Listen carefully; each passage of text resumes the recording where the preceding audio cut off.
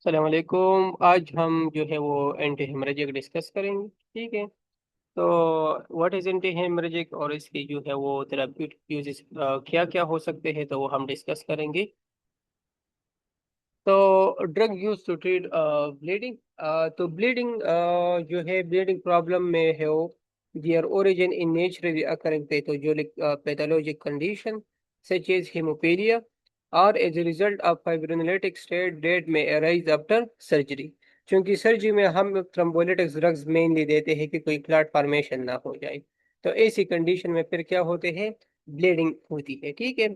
तो the use of anticoagulant may also give rise to haemorrhage, क्योंकि anticoagulant जो है इसकी वजह से भी क्या होती है, जो हेमरेज है इसको इंक्रीज करते हैं। तो certain natural protein and vitamin K as well as synthetic antagonist are effective in controlling bleeding.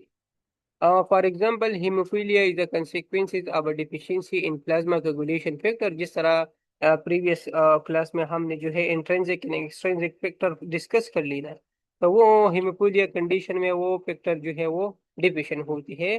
Most frequently factor 8 and factor 9। ठीक है।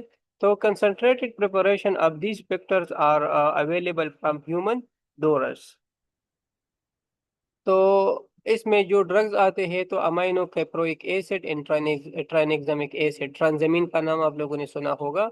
तो वो ट्राइनेक्सामिक एसिड है। ठीक है। तो fibrinolytic state can be controlled by the administration of amino caproic acids और tranexamic acid. Both agents are synthetic, orally active, and excreted in the urine, and they inhibit plasminogen activation। क्योंकि अब इस पहले जो क्लास में हमने discuss कर लिया कि जो क्लड डिग्रेडेशन थी ना, वो प्लाज्मिनोजन एक्टिवेट होकर प्लाज्मिन बना देते और प्लाज्मिन जाके जो है वो क्लड को डिग्रेड कर देते। तो एज ए रिजल्ट वो क्लड खत्म होती थी, लेकिन इसमें जो है ब्लीडिंग की चांसेस भी होती थी। अब ये जो है ये जो प्लाज्मिनोजन एक्टिवेशन है ना, अगर ये इनहिबिट हो, तो जब इनहिबिशन ऑफ प्लाज्मिनोजन होगी तो मीन के प्लाज्मिन नहीं बनेगी। प्लाज्मिन नहीं बनेगी तो डिग्रेडेशन ऑफ दी फाइब्रिन नहीं होगी, तो ब्लीडिंग एट द एंड नहीं होगी। ठीक है। तो ट्राइनेक्सामिक acid is 10 times more potent than aminocaproic acids। A potential side effect is intravascular thrombosis।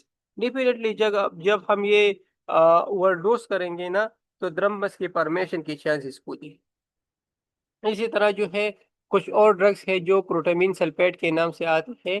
तो protamine sulphate antagonise the anticoagulant effect of heparin. जब हम हेपरिन पेशेंट्स को देते हैं ना, वो एंटीकोगुलेंट है। ठीक है। तो ये प्रोटामीन जो है हेपरिन को एंटागोनाइज करते हैं। जिस तरह हम कहते हैं ना कि एंटीडोट ऑफ द ओपियाइड जो है वो नेलक्सोन है। ठीक है। इसी तरह जो है पैरासीटामोल के एंटीडोट जो है वो एनिसिटाइलसिस्टीन है। तो इसी तरह हेपरिन के एंटीडोट जो है वो प्रोटामीन सल्फेट है। तो this protein is derived from fish sperms और testis and is high in arginine content. The positively charged protamine interact with the negatively charged heparin, forming a stable complex without anticoagulant activity. Adverse effects of drug administration include hypersensitivity as well as dyspnea, flushing, bradycardia, and hypotension when rapidly injected। इसी तरह जो है vitamin के आते हैं, ये भी जो है एंटी हेमरेजिक है। ठीक है। तो vitamin K administration can stem bleeding problem due to the oral anticoagulant is not surprising because those substances act by interfering with the action of the vitamin। The response to vitamin K is slow, requiring about 24 hours time to synthesize new coagulation factor। क्योंकि ये vitamin के ये coagulation factor बनाते हैं। Factor 10, factor 11, factor 5, factor 9, factor 8, factor 7, factor 2। ठीक है। तो ये जो है विटामिन के से बनते हैं। इनकी जो है वो फॉर्मेशन विटामिन के जो है वो बूस्ट अप करती है। तो if immediate haemostasis is required, fresh frozen plasma should be infused. जो अदर ड्रग्स आते हैं ना एंटी हेमरेजिक, तो वो है एप्रोटिनिन। तो aprotinin is a serine protease inhibitor that stops bleeding by blocking plasmin. क्योंकि अब जब हम जो है जितनी भी ड्रग्स देंगे ना एंटी हेमरेजिक, तो टारगेट क्या होगी कि वो प्लाज्मिन को इनहिबिट करे। और प्लाज्मिन इनहिबिट हो तो फाइब्रिन की डिग्रेडेशन नहीं होगी, तो हेमरेज जो है वो इनहिबिट होगी। तो एंड कैन इनहिबिट स्ट्रेप्टोकाइनेस। जब मेनली जब ये स्ट्रेप्टोकाइनेस की वजह से जो ब्लीडिंग होती है ना, तो इसके लिए फिर हम एप्रोटेनिन देते हैं।